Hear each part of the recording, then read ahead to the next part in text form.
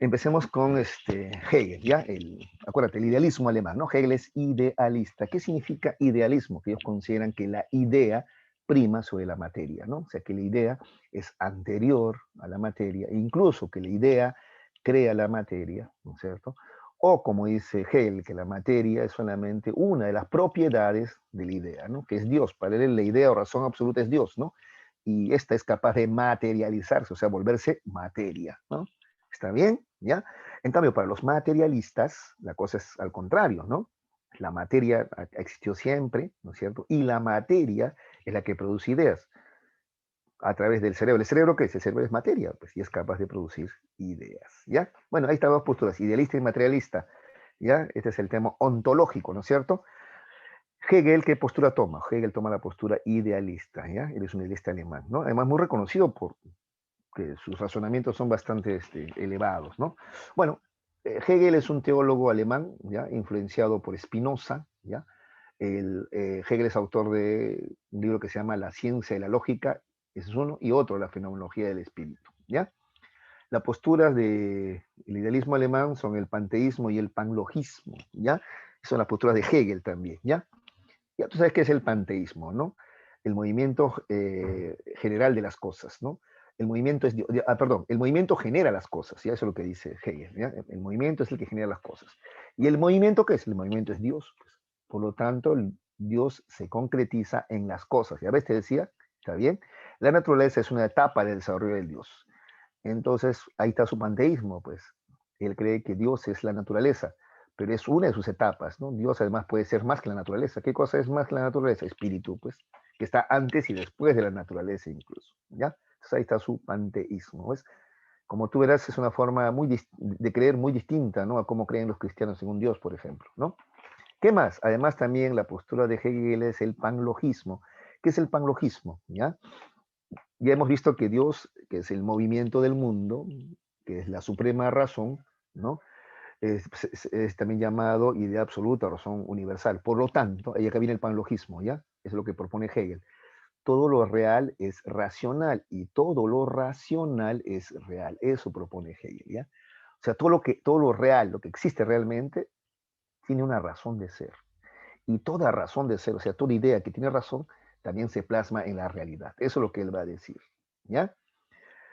Este, ¿Y cómo lo sustenta? Partiendo de lo que ha dicho antes, de lo que ya te mencioné anteriormente, pues todas las cosas son concretizaciones, ¿ya? De Dios, ¿ya? Concretizaciones de Dios, ¿ya? Y este Dios es razón universal. No te ves que no es cualquier idea, Dios no es cualquier idea, no es una idea equivocada, Dios es una idea, pero que es razón y además es universal, es perfecto.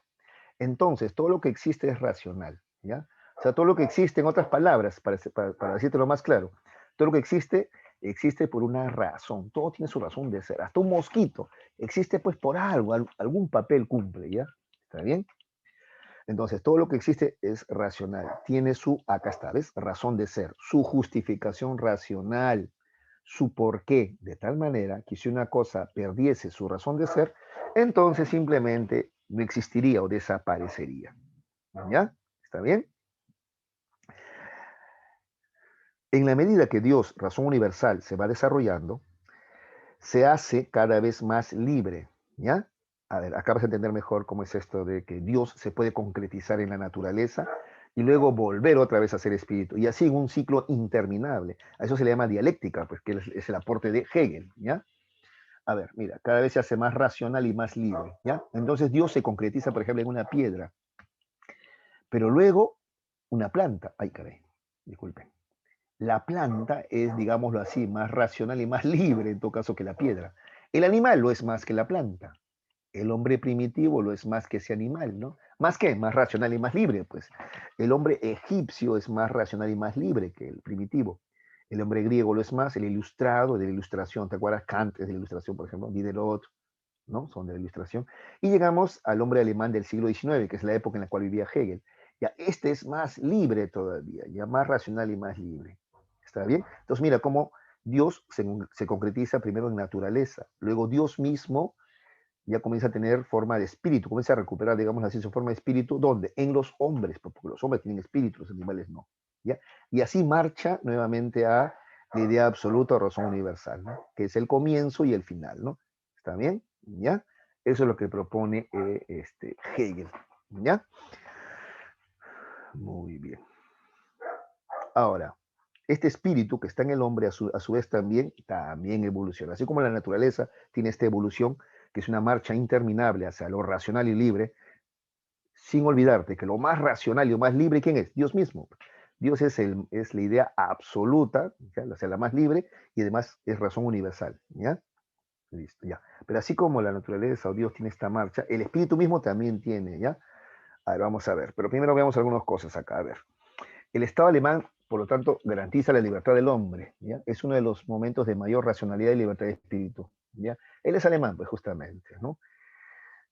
Y bueno, acá un poquito le gana su lado político, ¿no? Porque se supone que, y así, la humanidad sigue evolucionando, pero él llega a pensar que ya ese Estado alemán era ya ¿no? El máximo, ya no había algo más por encima, ¿no? ¿Qué más? El sistema del mundo, o sea, Dios o la idea absoluta, al desarrollarse y constituir el universo, pasa por tres momentos que podemos esquematizar del siguiente modo, ¿ya? Primero, la idea en sí, o sea, Dios como espíritu nada más, ¿está bien? Ay, perdón, ya, ¿está bien? Dios como espíritu, ¿ya?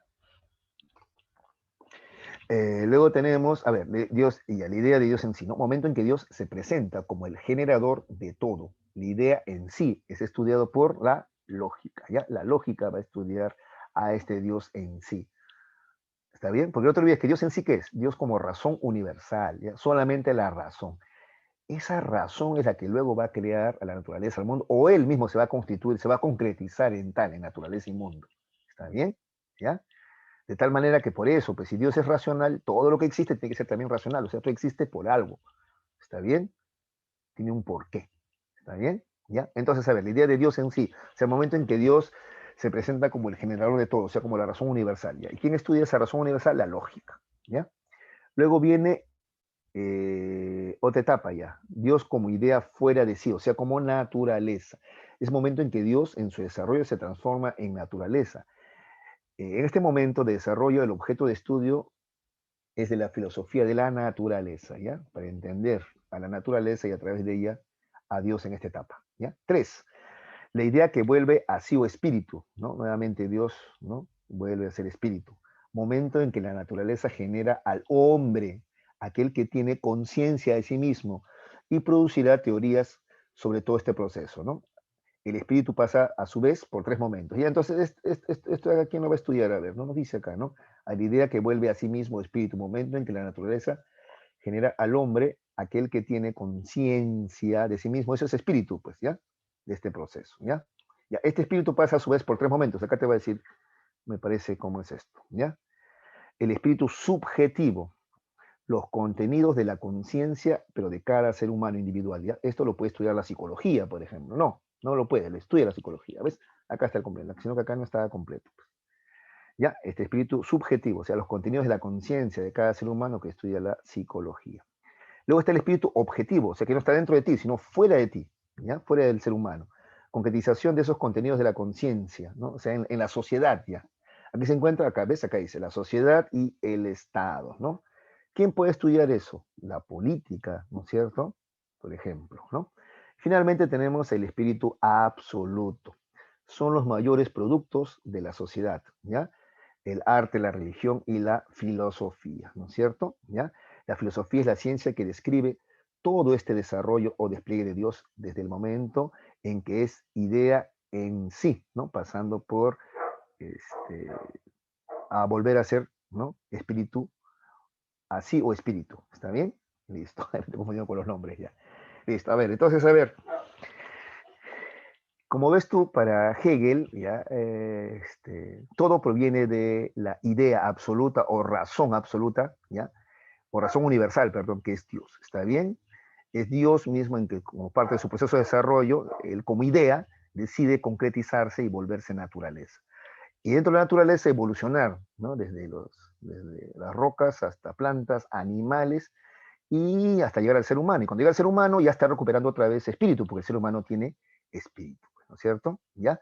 Y es este ser humano el que es capaz de entender a este Dios, ¿no es cierto? A través de ciencias como la psicología, está bien, la política y la ética, Y finalmente la filosofía, que es la que te permite entender todo esto que te estoy diciendo, todo este espíritu absoluto, ¿ya?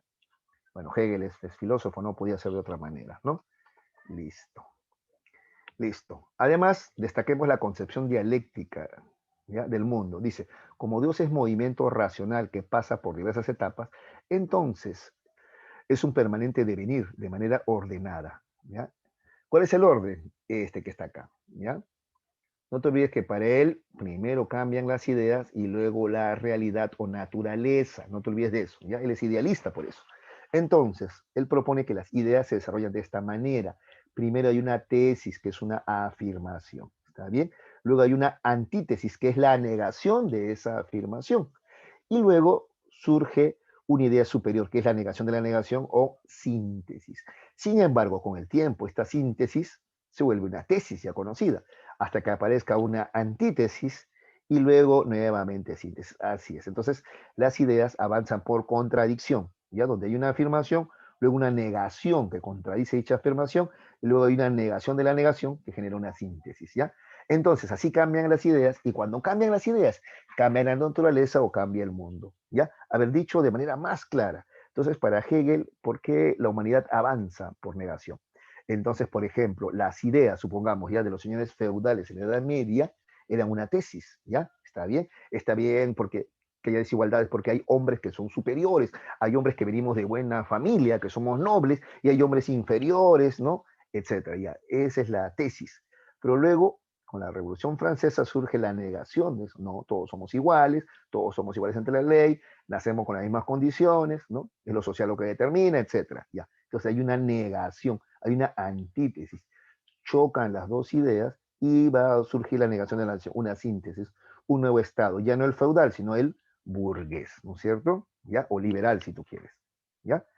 ¿Ves? Entonces, ¿cómo es el cambio de ideas el que fomenta el cambio de la realidad?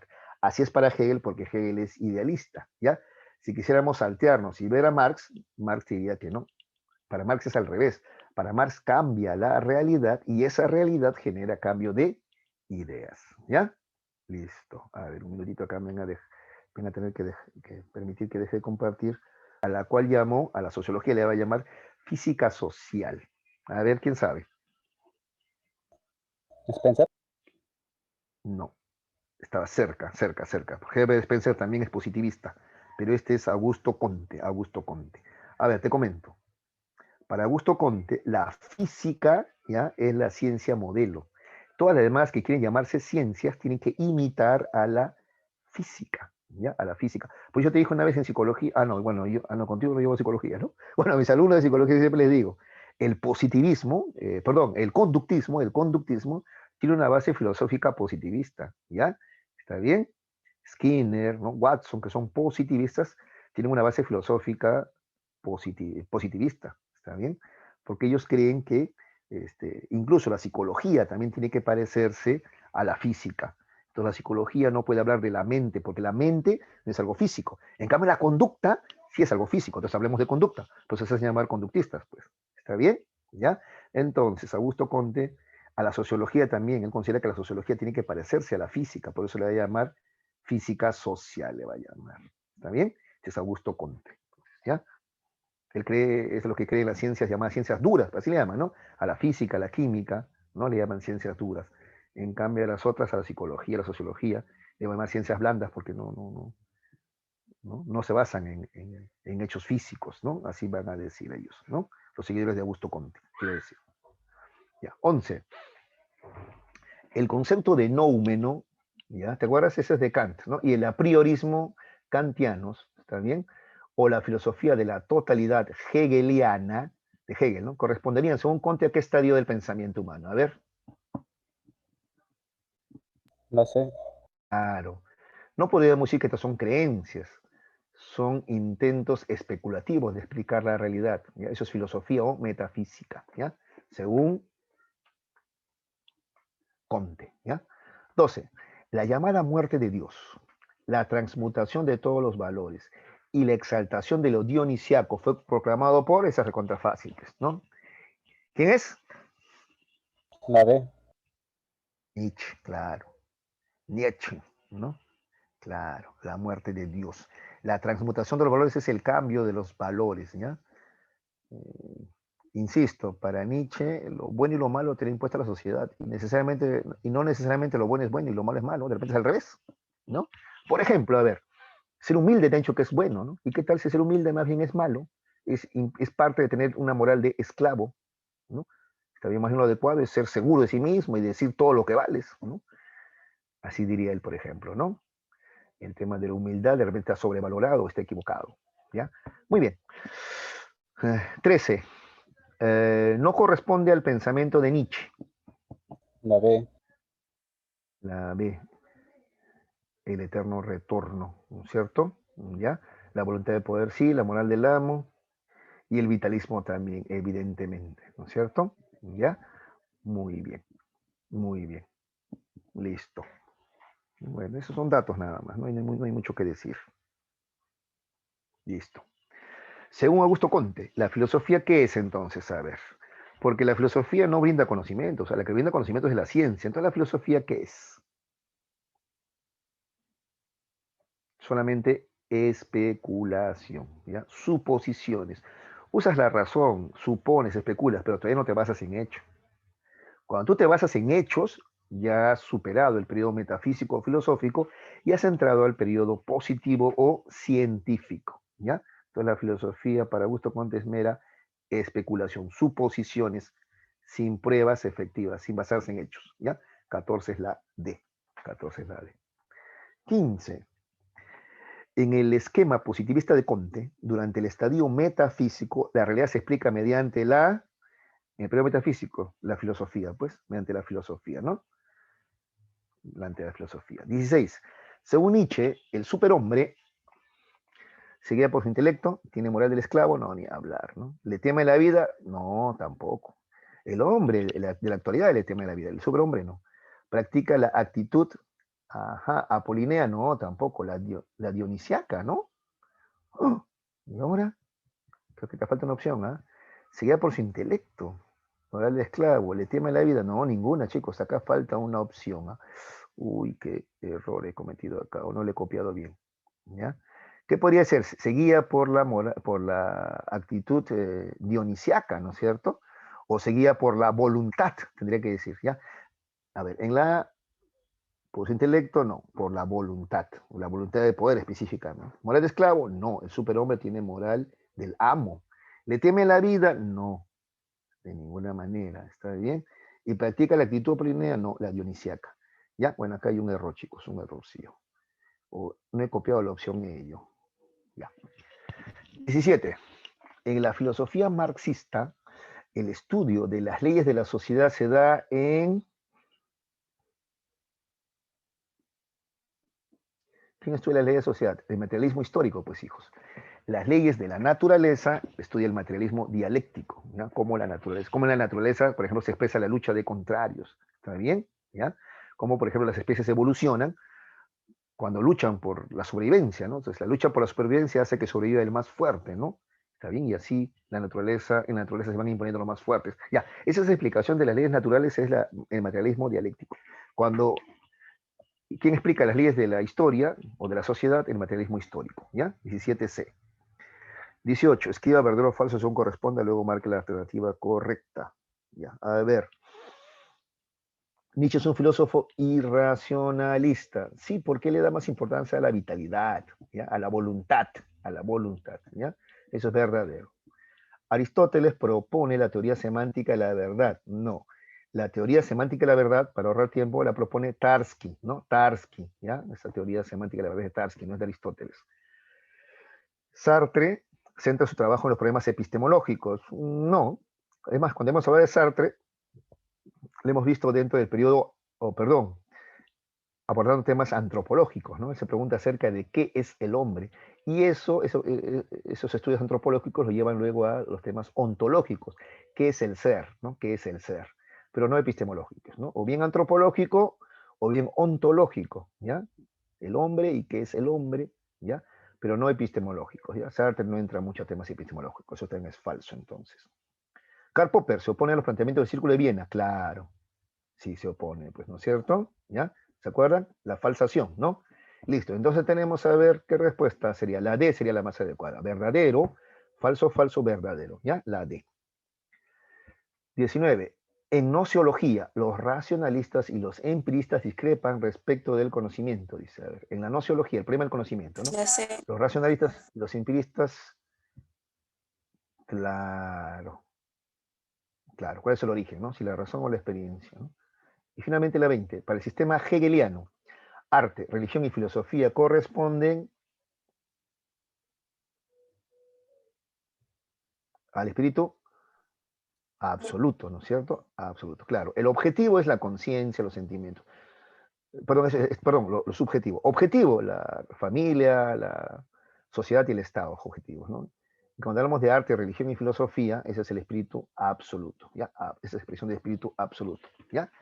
¿Entendiste esto, no? Entonces el espíritu, que es Dios o razón, se expresa de manera subjetiva en la conciencia del hombre, de manera objetiva en el Estado y la familia y la sociedad. Y el espíritu absoluto se expresa en el arte, la religión y la filosofía, ¿ya? Muy bien, gracias chicos por su tiempo, por su paciencia también, ¿ya? Y hemos terminado, a ver, por el día de hoy, ¿ya? Han estado respondiendo varios por el chat. Ya muchachos,